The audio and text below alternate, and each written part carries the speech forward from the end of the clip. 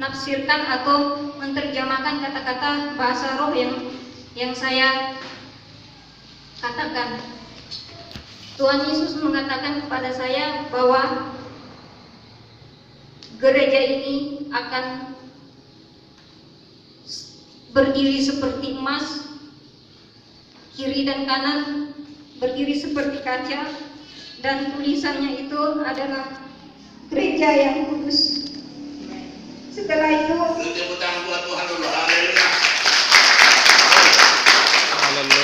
setelah itu Tuhan berkata bahwa gereja ini akan dipakai untuk akhir zaman, dan Tuhan berkata bahwa gereja ini dipakai untuk antikris. Setelah itu Tuhan berkata bahwa jagalah lidahmu, wahai umat-umatku, jagalah lidahmu, jangan mengucapkan hal-hal yang tidak berkenan di hadapan Tuhan. Jangan pernah menyakiti hati gembalamu, ibu gembalamu dan bapak gembalamu. Sebab Tuhan tidak menginginkan dan tidak berkenan untuk hal-hal yang dari bibirmu, dari ucapanmu menajiskan. Dan Tuhan tidak ingin jemaat-jemaat melukai hatinya, terutama jaga bibir, jaga ucapan, jaga lidah. Kuduslah di hadapan Tuhan sebelum Tuhan Yesus itu datang untuk kedua kali.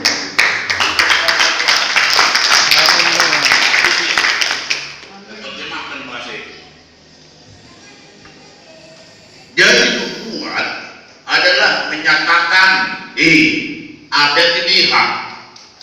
Ketika kau kepenuhan Roh Kudus, ketika Roh Kudus datang kepadamu, ada beberapa hal yang harus kau tahu. Tolong perhatikan ini Bapak. Dia datang, pertama-tama tidak dibangun. Kita harus kuasai diri. Jangan cacat-cacat terang. Bisa kita berbahasa itu, jangan emosional. Kalau aku berdoa dengan Roh, harus dikatakan. Tetapi aku juga berdoa dengan apa? Akal budi. Ketika tahu Roh Kudus datang memenuhkan, akal budimu itu harus kau kontrol. Rohmu harus kau kontrol. Karena di dalam Roh Kudus, orang yang bukan dengan Roh Kudus itu, saya punya pengalaman. Begitu saya ditentukan dengan Roh Kudus, penguasaan diri itu tinggi. Boleh kita gurau-gurau, tetapi tetap ada penguasaan. Kalau Roh Kudus sudah datang, tidak usah terbawa emosional, tenangkan. Mengucap syukur, ya haleluya, sepenuhnya iya. Orang ada sambil apakah dengan takut, dengan bilang haleluya, terima kasih, sama aja. Tapi kenapa sampai pakai kungfu? Jawabannya orang ini ketika Roh Kudus, penguasaan dirinya tidak dikendalikan. Agak keliru, bukan keliru, agak. Paham di situ? Supaya kau bisa berdoa dengan rohmu, baca dulu ayat.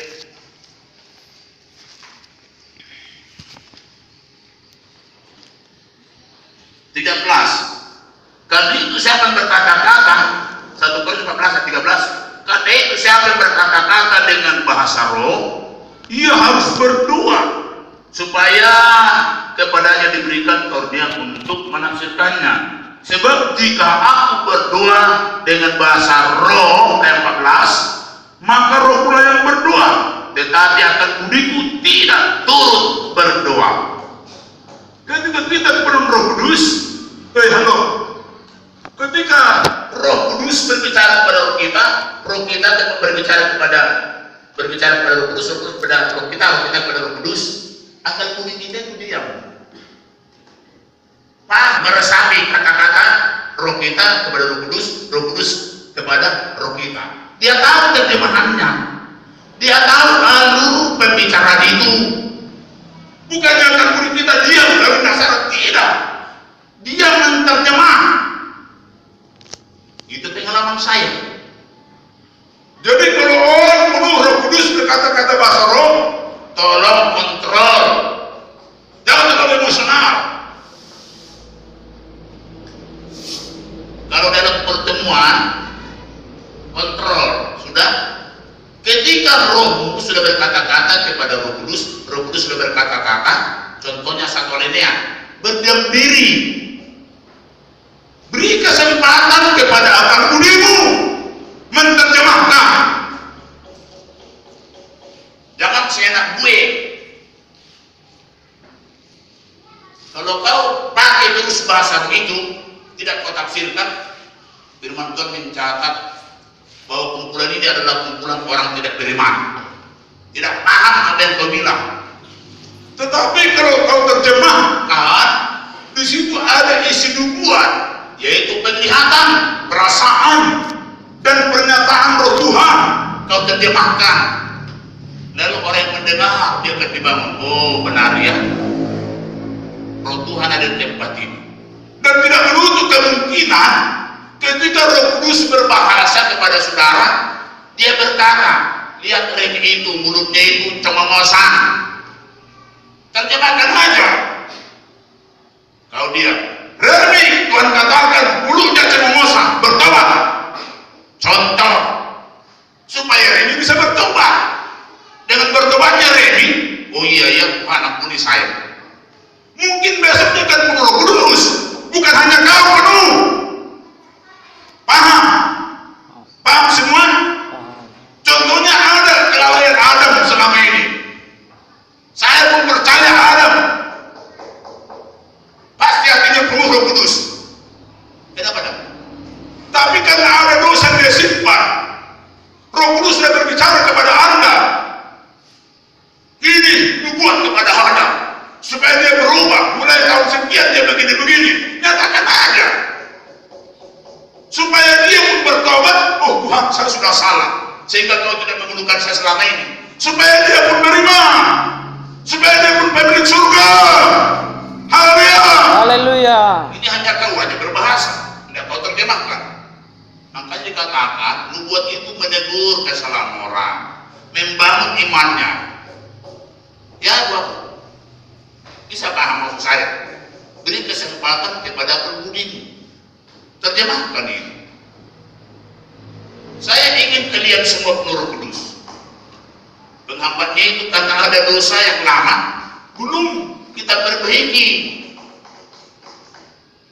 Tapi kalau kita perbaiki, ya lebih begitu banyak masalahnya si Siska ini. Ya kan Siska?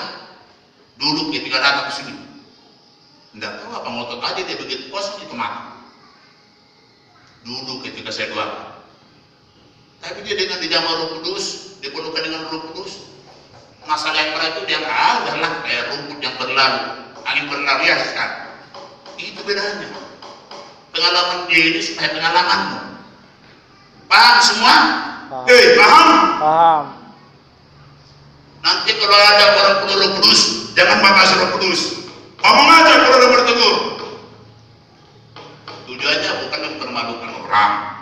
Karena pengalaman saya, kalau itu dari Roh Kudus ketika ditegur itu, orang itu akan bertobat. Orang itu akan menyesal akan perbuatannya.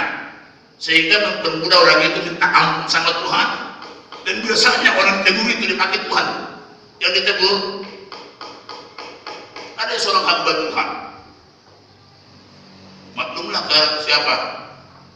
Di kawan Datu, tampilan, bam di sekolah kita. Dan bertobat, nama katanya. Sekarang Tuhan pakai luar biasa, pemikiran yang besar.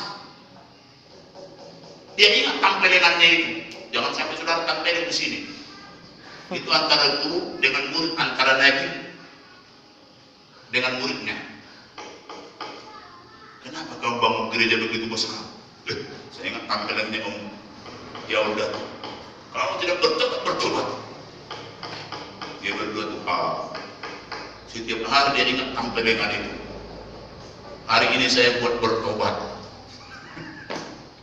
Kalau tidak ditampilin, bertobat. Tapi dengan dia ditampilin, bukan berarti saudara tidak ditampilin.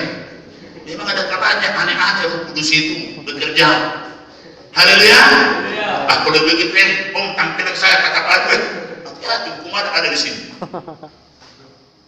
Itu ibaratnya. Jadi kalau kita tegur, nanti orang itu tahu iya, ini dosa saya.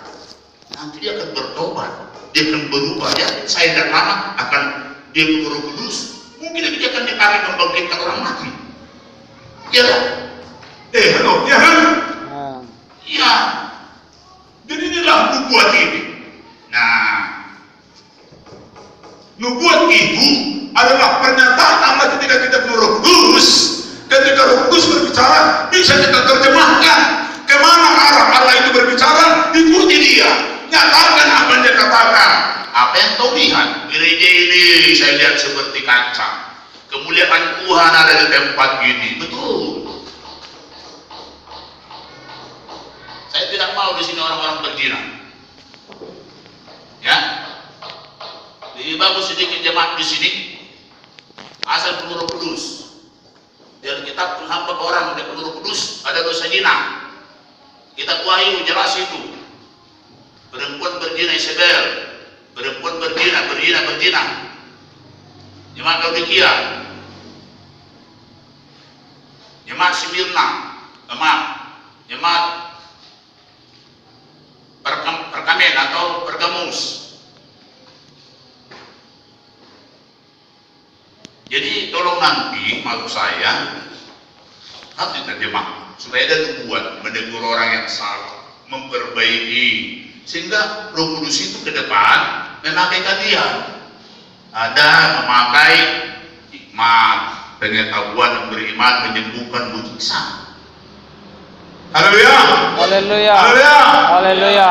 Tidak perkara kecil loh, saudara suruh. Saya suruh saudara kebaktian sementara ini distancing nasional kita ini. Tapi saya percaya ada Roh Kudus itu. Jadi ke depan saya menerjemahkan bahasa Dewi. Ayo sama Tuhan pakai gereja ini. Betul. Antikris juga pakai. Ya, tadi coba ngomong. Iya. Ya, hati-hati loh. Air sama Tuhan pakai gereja ini penuh Roh Kudus. Antikris juga akan pakai gereja ini. Kita sudah terangkat yang penuh Roh Kudus, tetapi dipakai antikris juga gereja ini. Karena apa? Berarti ada saudara yang tidak terangkat, masih masuk dan menjadi masyarakat antikris. Itu artinya itu.